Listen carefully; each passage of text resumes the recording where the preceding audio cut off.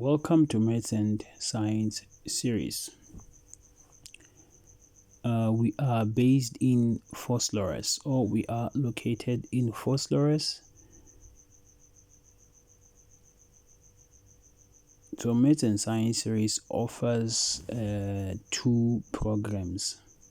So be welcomed, guys, to Maths and Science series. So the first program that we are offering as Maths and Science series is a program for grade 10 to 12 learners. We are offering those lessons on weekends or during weekends and school holidays, offering a various of subjects. Then program number 2, we are offering classes or lessons for metric upgrade or metric rewrite, Mondays to Fridays. So we do not actually make you guys to write exams. We give you lessons for program number 2 for metric rewrite. To make this clear, we do not give we do not actually give examinations to learners, but we prepare them. They come to us for lessons. Then when it is time for them to go and write, they go to their respective centers to go and write their exams. We just prepare them for the examination. Very, very important. Please note that we are in Phosphorus.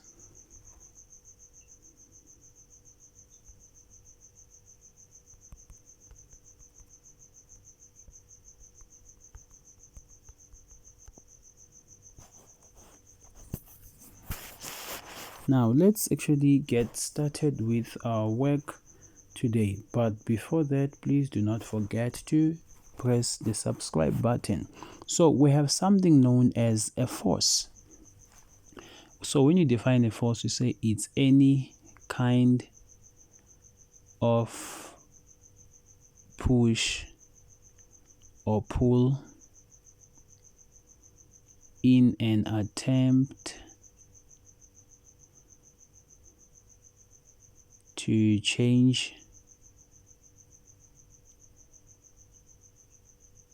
the object's state of rest or motion. So it's just that I don't want to read this thing because it makes me to be slow. Okay, so a force is any kind of push or pull in an attempt to change the object's state of rest or motion. So whenever you try to push something or when you try to pull something, you have applied a force on whatever it is. It can be a door or whatever object. So when you try to move it or when you try to pull it, you are actually applying something known as a force on that particular object.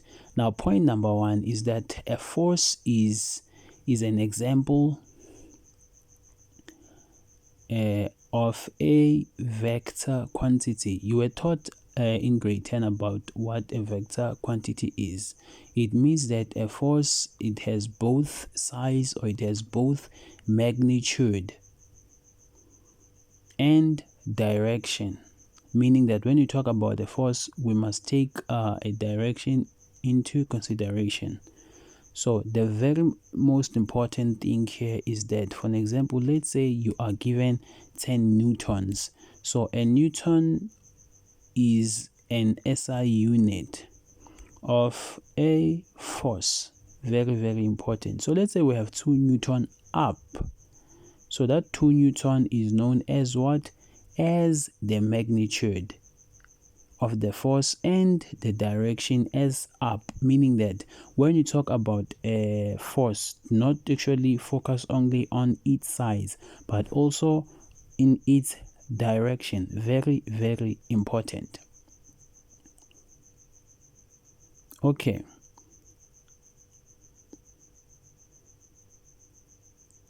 now we have, okay, let's actually try to talk about this important thing. We have types of forces. So we know that the force is a vector quantity. So we'll start by discussing about the normal force as Fn or N. So that's normal force. So when you define normal force, you say it's a force exerted on an object with which it is in contact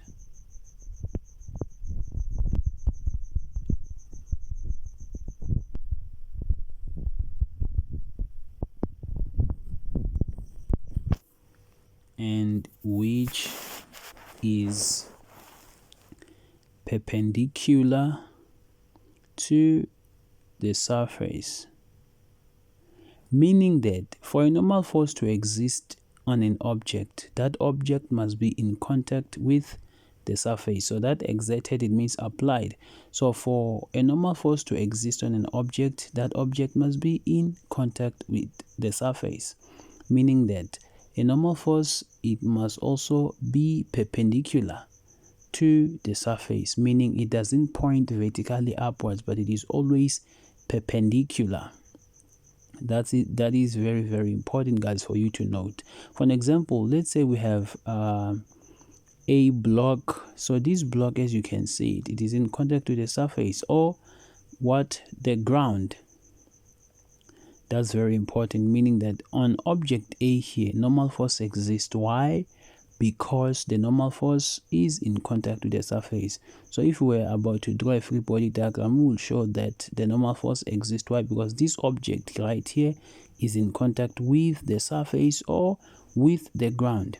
Now let's say we have a scenario here. Our object is on an incline. So as you can see, it is in contact with the surface. Then we'll show it on an incline. Then we can show that this is the normal force. It exists. Why? Because the object is in contact with the inclined surface. So you can see that the normal force is not vertically upward, but it is perpendicular. Note that. That's very, very important. Now we have another object here. We can show that the object is in contact with the surface, therefore normal force exists. That's very, very important, guys, for you to note. Very, very important. Normal force is not vertically upward, but normal force is perpendicular to the surface. Hanging objects do not have normal force. And there's something that you must note here, guys, is that hanging objects, they do not have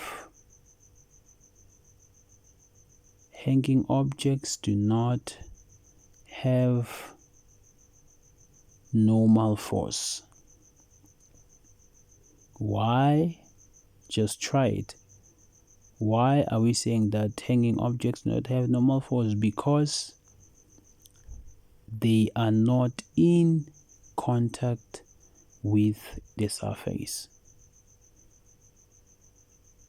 That's very important for you guys to note. Very, very important, meaning that for aeroplanes or whatever object that is in the air, that object doesn't have a normal force. Why? Because it is not in contact with the surface.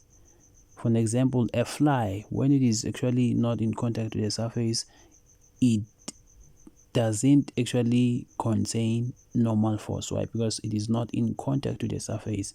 But immediately, for an example, let's say when a plane actually is on the surface, normal force exists. But when it leaves the surface, immediately the normal force is cut out or disappears. Why? Because the plane is not in contact with the surface. So that's very, very important for you to understand the definition or the meaning of what the definition is saying. Very, very important. I think we can actually move or we can continue and talk about the other forces.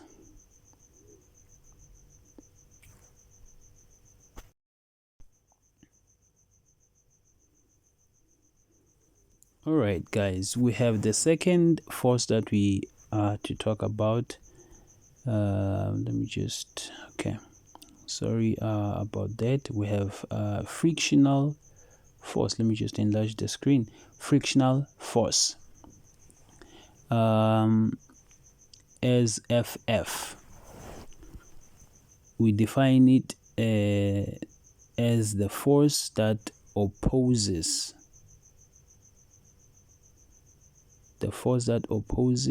the motion of an object and acts parallel to the surface. So the most important thing here is that the frictional force opposes what? The motion of an object, not the object, but it opposes the motion of an object. And what again? It acts parallel to the surface. The normal force acts perpendicular to the surface, but the frictional force acts parallel to the surface. Suppose you are given object A. As you can see, the direction of motion is to the right. And for argument's sake, let's say we have FA here as the force applied that moves what? The object. Then since the motion is to the right, it means that frictional force will go to the left. It opposes what? The motion. Do you see that, guys? Very, very important. Now, object B or scenario B, the motion is to the left. Then FA is to the right. Then we have FA is to the left. Therefore, FF will oppose the motion. Then it will go to the left. And as you can see here that FF and FA, they are parallel. So FF opposes the motion, not FA or the object.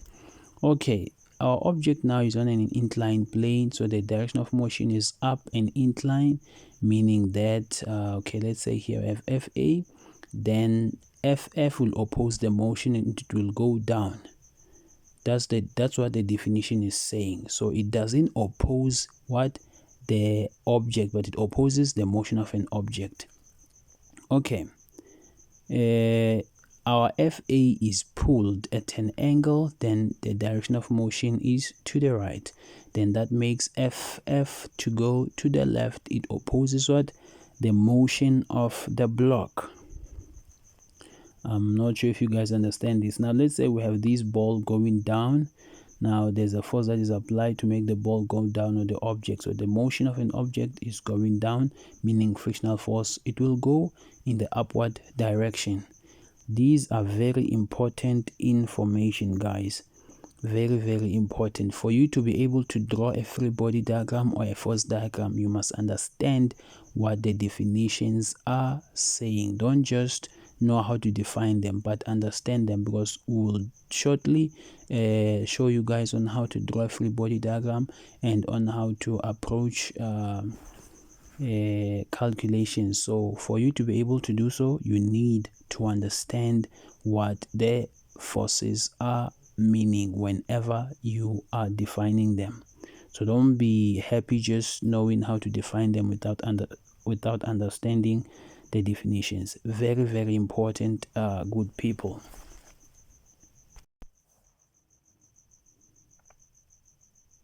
Okay, let's continue. Now,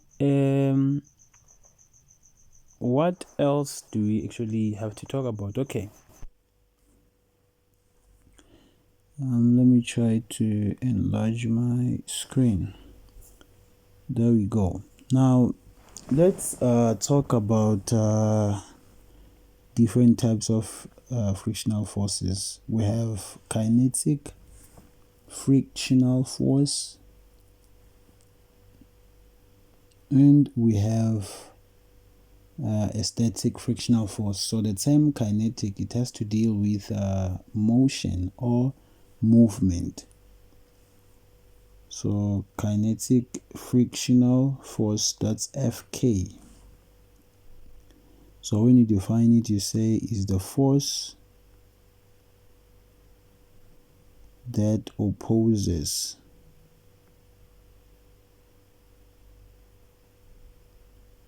the motion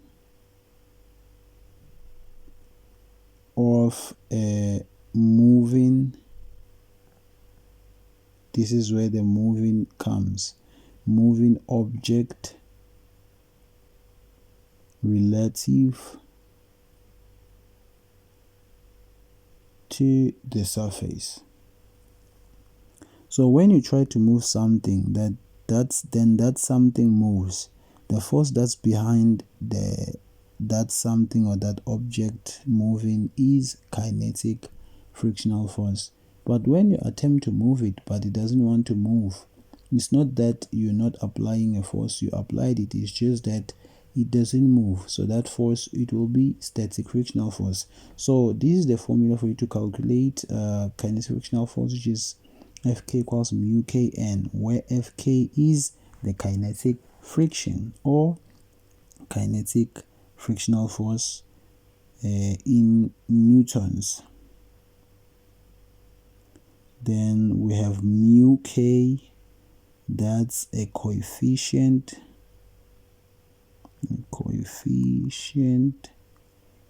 of kinetic friction. So it doesn't have units. There are no units here. So in an exam, when they ask you, you say it is because it is the ratio of two forces. When they ask why is coefficient of kinetic friction having no units, it is the ratio of two forces.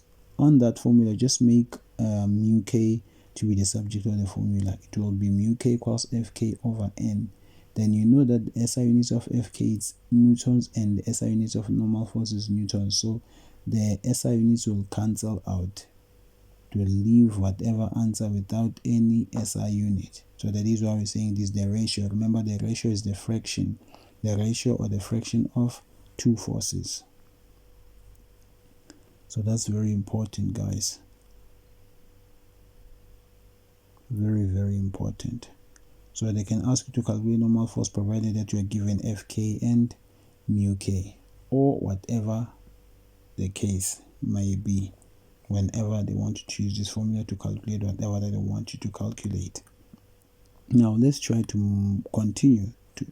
So if you try to move something, then that object, for example, if you are trying to move an object, it moves. So the force that behind the object moving is kinetic frictional or kinetic friction force. But if you attempt to move an object, then that object doesn't move.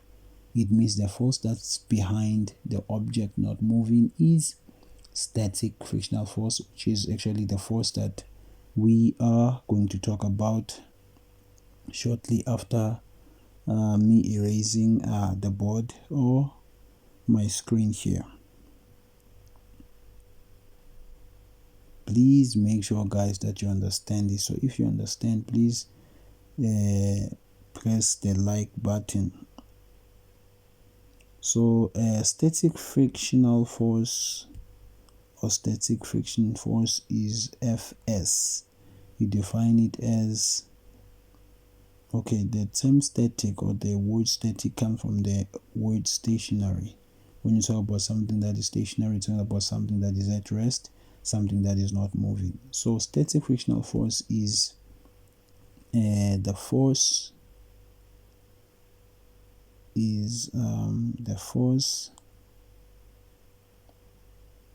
that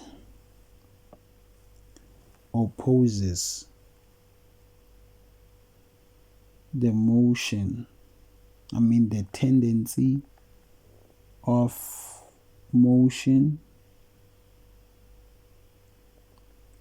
of a stationary object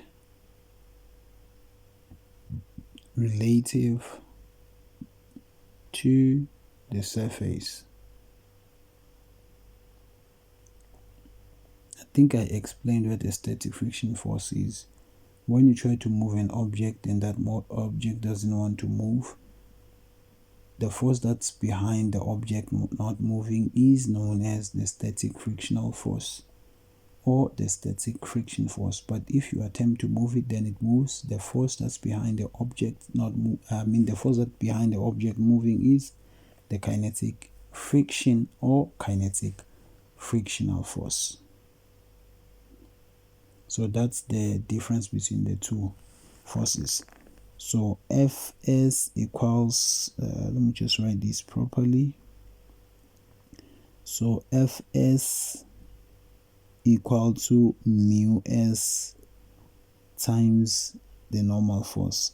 So this is an alphabet, or this is alphabet S, where Fs is the static friction force, mu s is the coefficient of static friction having no units, same reason, then the normal force. What we said when we're talking about the kinetic friction force is the same thing here. Okay, let me try to enlarge or maximize the screen. And what else can we talk about? The tension force. Yes, the tension force, that's Ft or T. So it is let's say a cord connecting objects, or a cord connecting blocks. Let's say there are two cars, one car doesn't move, it is stuck, then the other car is moving. So there's a cord, or there is a string that is connecting the two cars. So that string is known as the tension. So we have weight or gravity or gravitational force as W or Fg. So they can ask you to define it. You define it as follows. You say is the gravitational force the earth exerts or applies on any object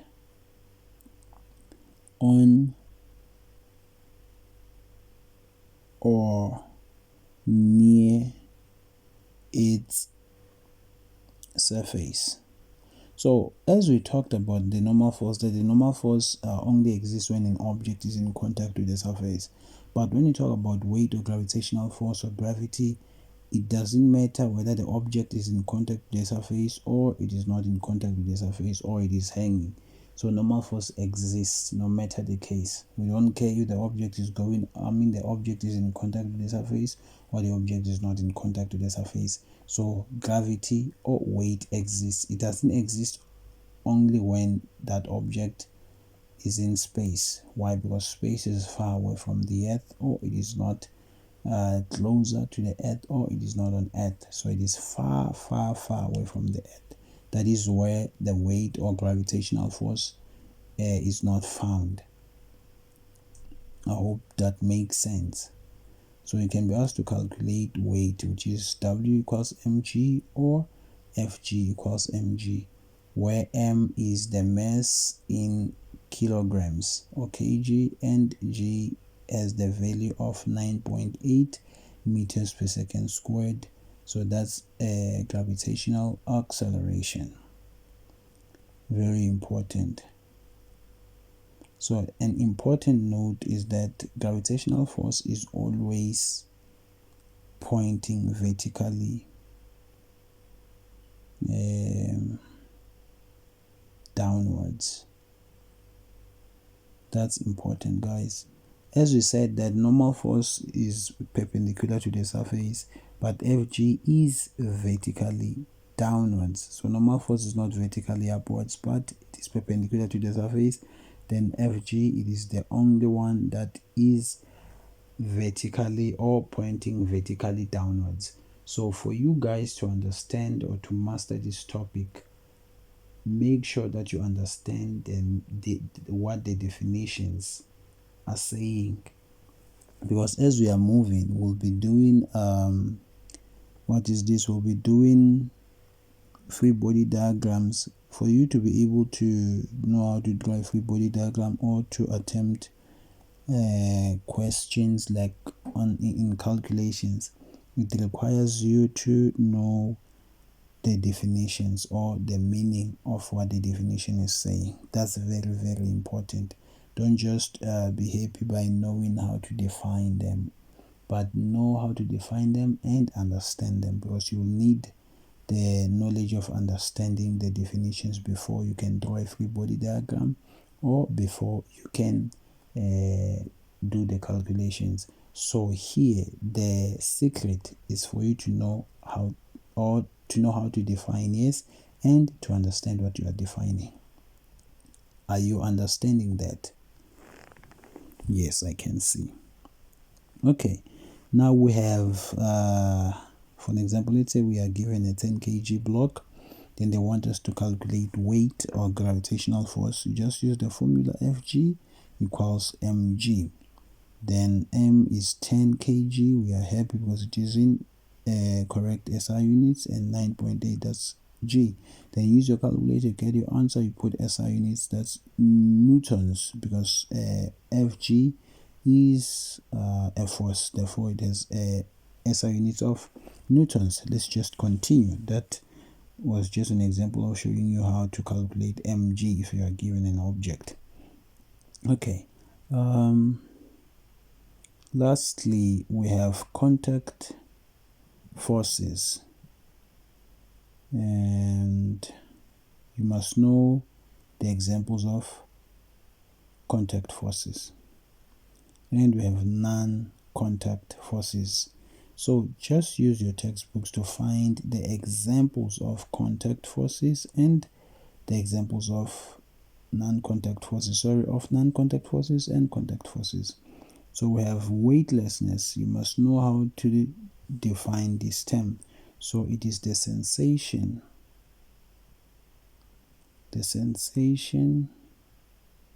experienced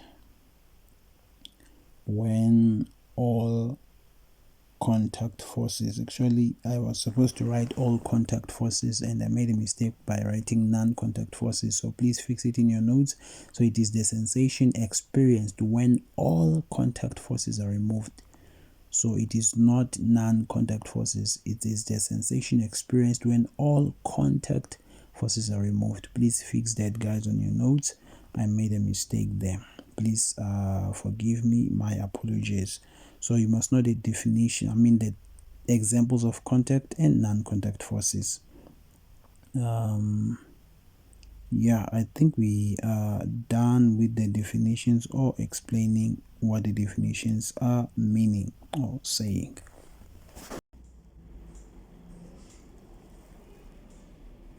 So we have a free body diagram. So it's very important for you to understand the definition. So a free body diagram is a diagram represented by a dot. So it's a diagram represented by a dots showing arrows pointing, okay,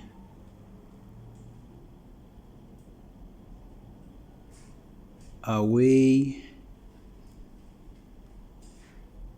from the dot. So it's a diagram represented by a dot showing arrows pointing away from the dot. That's very, very important, guys, for you to know. So the dot here, let me just use another color. The dot, it represents or tell us about what? About the object.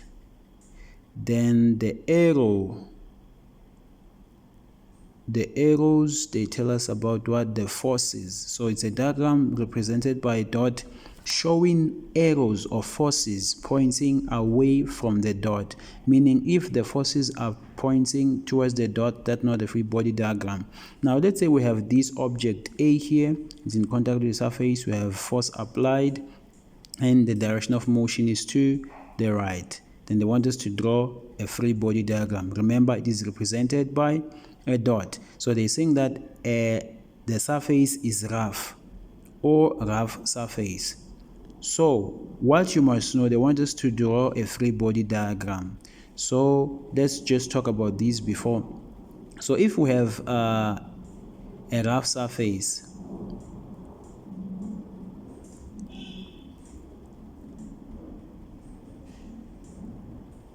Actually, let me erase this because I wrote an incorrect thing here.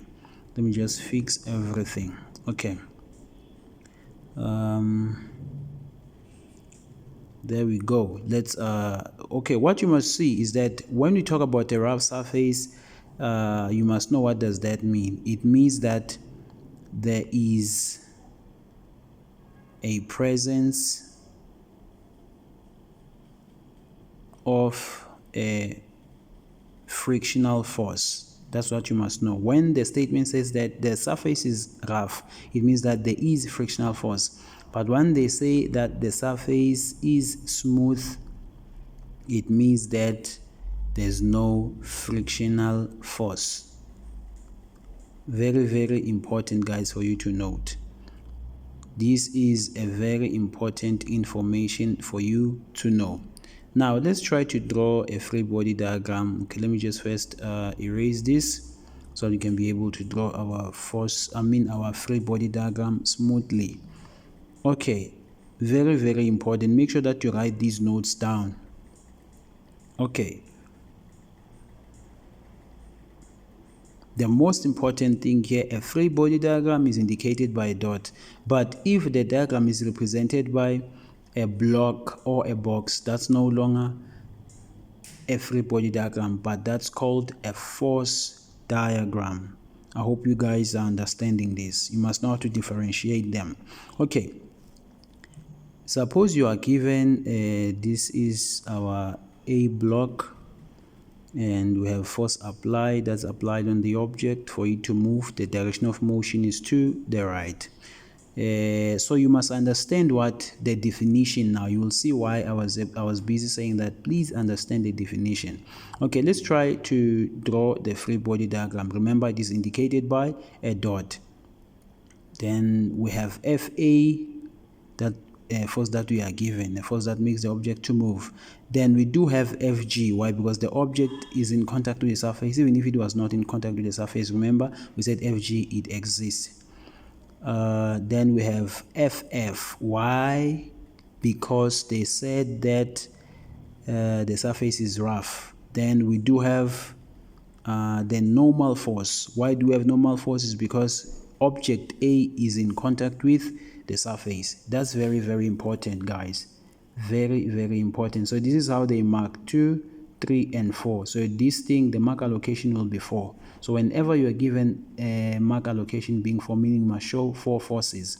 So if you draw it like this, this will be incorrect, but the arrowhead must actually touch the line. So make sure that you are careful when it comes to that. So as you can see that FF and FA, they are not equal. If they were equal, it means that the object is not moving. But for the object to move, it means that one force must be greater than the other. FA must be greater than FF at all times.